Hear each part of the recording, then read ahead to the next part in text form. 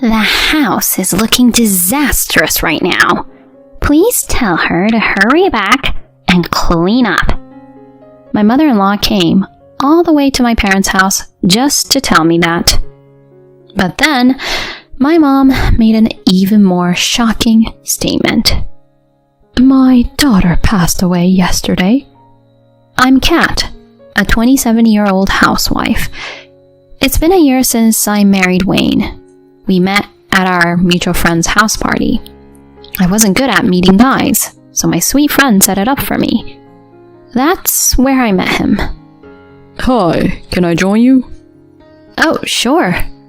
It was a couple of hours into the party when he suddenly popped up. We talked about a lot of things, and he asked me many questions, which made it easy for me to keep the conversation flowing. We were glued in our seats, talking until the wee hours, and I was hoping I would see him again. Luckily, he felt the same way, and we exchanged our numbers at the end of the night. From then on, we messaged each other every day and started casually dating. As we got to know each other better, he asked me to be his girlfriend. We kept our relationship fun and loving without any major quarrels. Your cooking is amazing. I'm impressed by the taste. Really? I'm so happy to hear that. I'll make you more. Whenever he came over, I often cooked for him. Seeing him enjoy my food delighted me. If we got married, I thought I'd be cooking like that for him every day. I couldn't help but smile at the thought. I did hope to marry him someday. Then, about a year into our relationship, he popped the question. Will you keep making delicious meals for me? Marry me.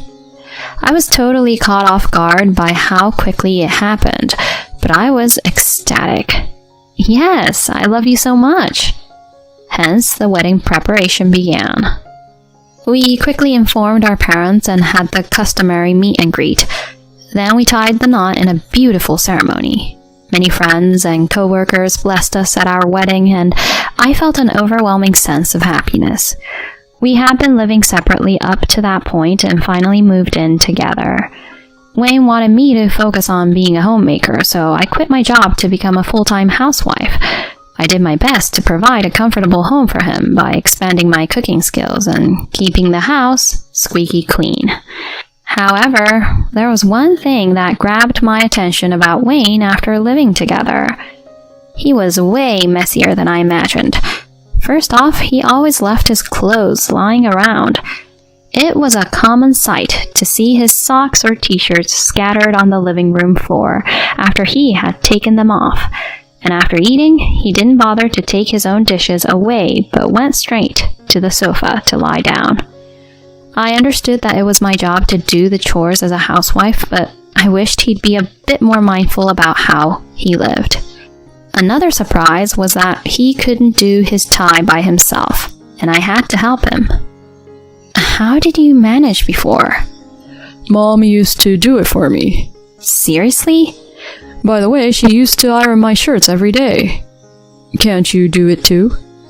Okay, I'll iron them. Don't mess it up, okay? He deliberately sighed, tinged with a touch of irritation. His attitude disturbed me. He was sincere and kind before we got married, but something changed since then. He became colder towards me and acted more like a domineering husband, always nitpicking about what I did. Hey, why are we having fish today? It's nutritious, and we had meat yesterday, so I thought fish would be good for today. Are you kidding me? You know I like red meat, right? I don't want to eat fish. But he often expressed his selfish desires. Hey, my shoes aren't polished enough. Make sure the beer is ice cold. Don't serve all the dishes at once. It's overwhelming, you know? Serve them like a course, one by one. Honestly, his demands were tedious, and it was getting on my nerves. Whenever I couldn't meet his standard, he'd blame me, saying, Mom always did it perfectly. Apparently, he was overly pampered and catered to by her for everything. I resented her for spoiling him so much. A few months into our marriage, we went over to his parents' house for the first time, and I witnessed a surprising scene. Welcome back, my dear. So good to see you. Hey, Mom. Glad to be back. Carrying such heavy stuff. Poor thing. Give it to me. I'll take care of it. Thanks, Mom. I'm baking your favorite cake, so let's have it together. Oh, sounds good. I'd love some coffee made by you too. Of course, dear. Come, have a seat on the sofa. Miranda was only talking to Wayne nonstop, completely ignoring me like I wasn't even there. Larry, my father-in-law, greeted me and we engaged in a conversation, but Miranda was stuck to Wayne the whole time. Sorry about that, Kat. Miranda tends to be overprotective, and I've always tried to caution her, but she never listens. She's been like that forever. Wayne, well, he's overly dependent too, and I'm ashamed of it. I hope he's not causing trouble at home. Well... Oh, I guess he is, huh? I'm really sorry. I'll make sure to talk to him about it. Oh, that'd be great. Thank you. I was relieved to know he had a better sense than the other two. If he had been as troubling as Miranda, I wouldn't have been able to handle it. Still, I was quite flabbergasted by how she treated Wayne. If she raised him that way, no wonder he turned out selfish and unable to do anything on his own. Maybe the issue was his environment, and I thought I may have been able to correct him. So I gathered up the courage and decided to point out his bad habits. Honey, leaving your stuff scattered everywhere like this isn't cool. I have to pick them up and put them in the laundry basket, you know? If you could do that yourself, the house would look a lot neater. Why do I have to do such a hassle? Maybe because you think it's a hassle, that's why you don't do it. By any chance, is your desk at work messy too? People around you might find it appalling and think you're incapable. What? I'm fine at the office. That might just be your perception. Habits at home definitely spill over to work. Ugh, fine. After I pressed him, he finally made some effort. The tactic appeared effective with him, so when I asked him to take his place to the kitchen, I mentioned it was to prevent any embarrassment for him at work. I was able to manipulate him, but sadly it didn't last long.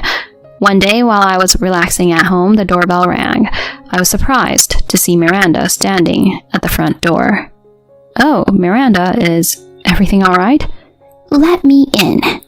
She just marched in without waiting for an answer. What's the matter? You should offer some drinks first, don't you think? You're inconsiderate.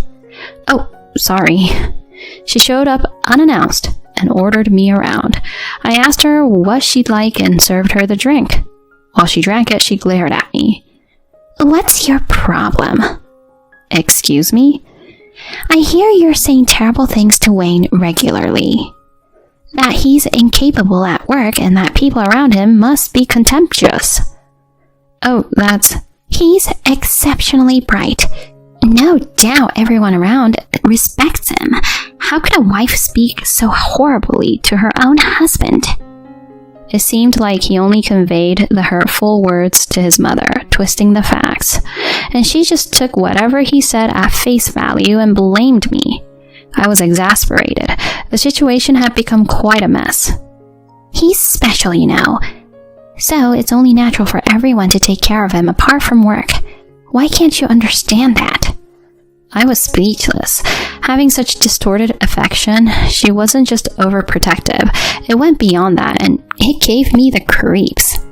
Then she made an unbelievable statement. Since you seem incompetent as a housewife, I'll come over to guide you. Huh? How's that? Isn't it great?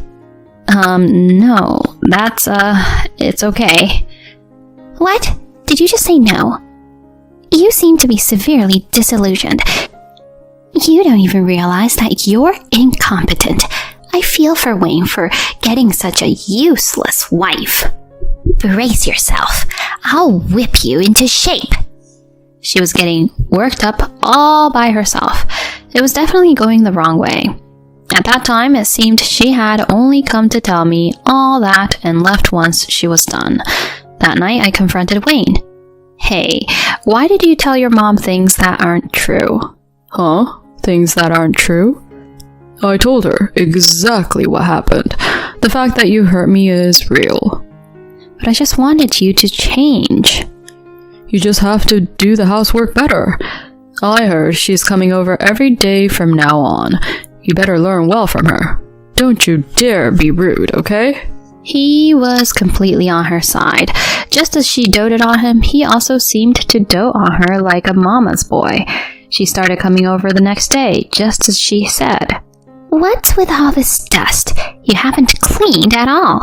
This tastes terrible. So pathetic. That's why you're a useless wife. I wish Wayne would throw you out. I wondered why I had to be belittled like that. Her daily visits were becoming a significant source of my stress. As time went on, my health deteriorated, and I decided to get checked up one day. To my astonishment, I found out that I was pregnant. Although it was unexpected, I felt joy knowing that my child was on the way. I immediately informed Wayne. Pregnant? Yeah, we're having a baby. Oh yeah? Well, keep doing your chores properly like before. Huh? I was puzzled by his reaction. He didn't sound happy about it at all. I told Miranda as well, but she reacted similarly to him. Don't slack off on the housework just because you have morning sickness and inconvenience Wayne. What? I was stunned and questioned their mindset. I felt it wouldn't be good for my mental health to be around them any longer. I was sure Miranda would keep harassing me, and Wayne would keep acting selfishly. It would not only affect me, but also the baby. So when Wayne went to work, and just before Miranda arrived, I quickly packed my bags and went to my parents' home. They were surprised when I suddenly showed up. When I explained the situation, they sympathized and were furious at the two. They said I could stay as long as I wanted due to the circumstances of my pregnancy. I took their words and resolved to stay for a while. As expected, Wayne called me non-stop.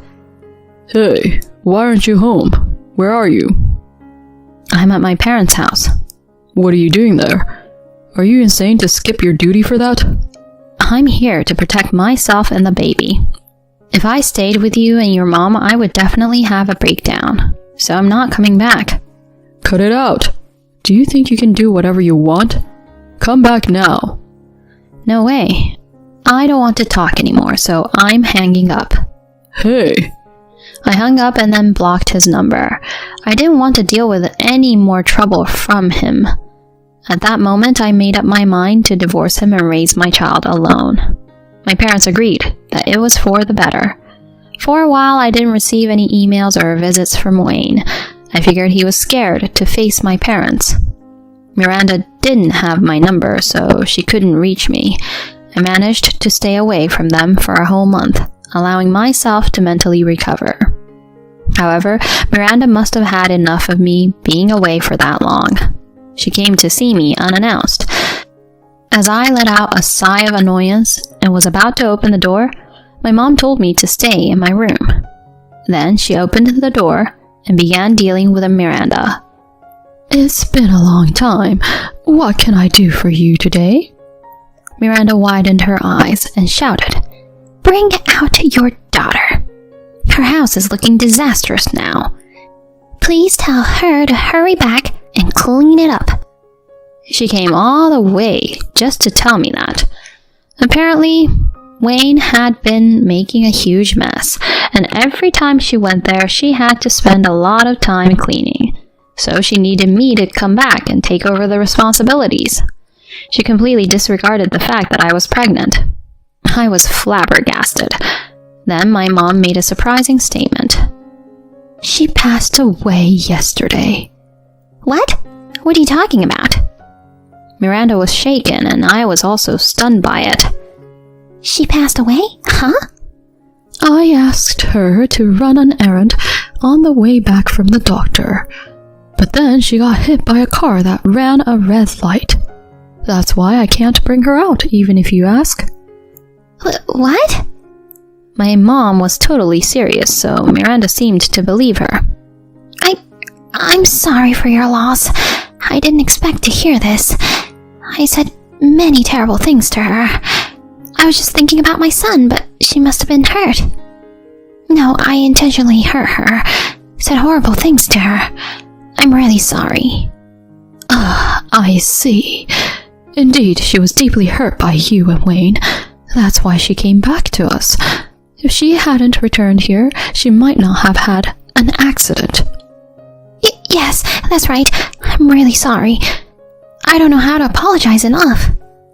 Miranda, overwhelmed with guilt, covered her face with both hands. Have you realized how badly you've hurt my daughter? Yes, I'm really ashamed. She kept apologizing, and my mom stopped her. Please forgive me for going a bit too far. Actually, Kat is alive. Huh? But the fact remains that she's deeply hurt and needs to rest. Only after hearing that she passed away did you finally admit your fault. If we had talked assuming she was alive from the beginning, it wouldn't have turned out this way. I apologize for my rough action. Miranda had a complex expression, but didn't blame her. It's because I pampered my son too much that he turned into an incompetent and irresponsible man. I'm really sorry for causing trouble. Miranda seemed to have truly reflected on her actions, but that didn't erase what had happened before. Afterward, I told Wayne that I wanted a divorce. He initially protested, saying that it was out of the question. But after my in-laws persuaded him, he reluctantly agreed. Subsequently, they came to apologize to me. They promised to re-educate him and assured me they'd ensure he paid child support on time. Currently, he's under strict discipline at his parents' house. They seem to be instructing him on how to take care of himself and cook. Despite complaining, he's in a situation where he has no choice but to do the chores, albeit clumsily. Occasionally, my in-laws get to see their grandson. As for Wayne, I plan to decide whether to involve him in the child's life based on my in-laws' assessment of his maturity. Meanwhile, I've started working again and getting support from my family in raising my son. I'm working hard to earn enough for his future education and to allow him to pursue his interests.